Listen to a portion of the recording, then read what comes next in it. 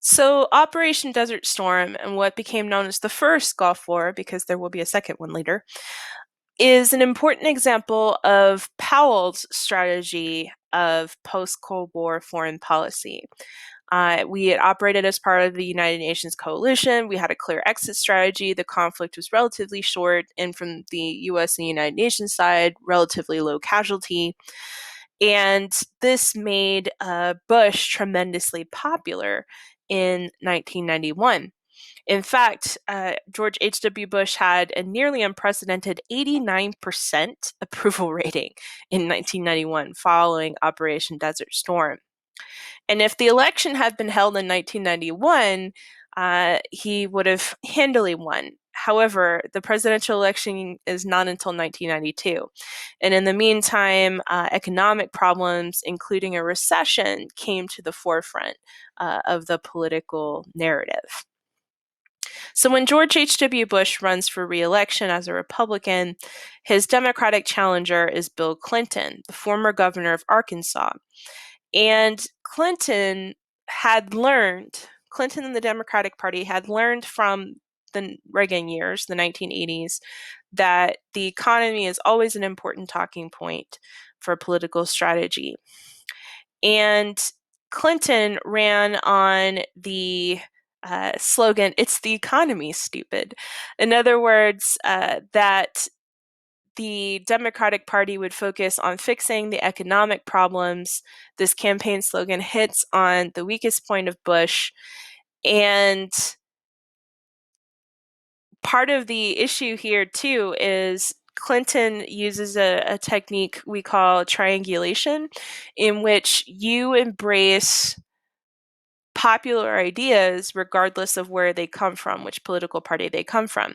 So the fact that Clinton was mixing like a traditional Democratic message of affirming abortion, but also a traditional Republican message of wanting to revamp and scale back welfare and balance the federal budget, meant that on a lot of the economic talking points, Clinton was the same as George H.W. Bush.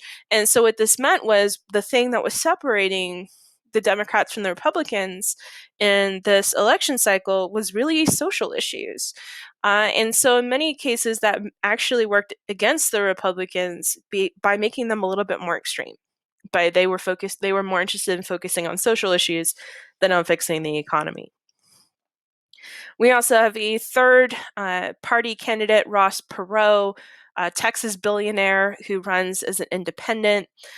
He campaigned on this narrative of being fed up with the two traditional political parties. At times, he actually outpolls both Bush and Clinton, and he ends up winning 19% of the popular vote, which was the highest for a third party candidate since the election of 1912.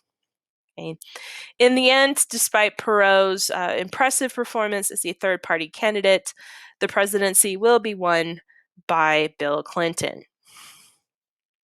So, Bill Clinton will come into office. He will be successfully reelected in 1996, so he serves 2 terms. So, Bill Clinton's going to be the president for the bulk of the 1990s. Clinton really focuses primarily on domestic policies. And part of this is due to his campaign promise to run on economic issues. In particular, in a year of recession, Clinton is focused on getting the economy back on track and growing, balancing the federal budget. Clinton is also a little bit more progressive. For example, he will appoint far more women and minorities to leadership positions than earlier administrations. And in fact, Janet Reno will become the first female attorney general during Clinton's time in office. As I mentioned, Clinton embraces this idea called triangulation, where you embrace conservative ideas that are more popular in the general population, but still embrace traditional democratic or more progressive social values. So, what this meant was essentially that on social issues, Bill Clinton was liberal, but on financial issues, he was conservative.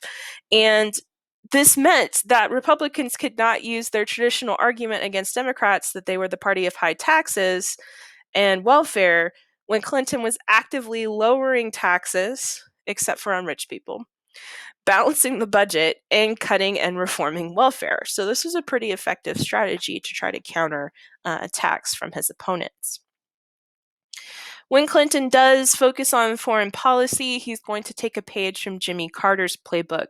He's going to emphasize human rights. And in particular, he's going to spend a lot of his time in office trying to end longstanding disputes and try to preserve the rights of persecuted groups of people.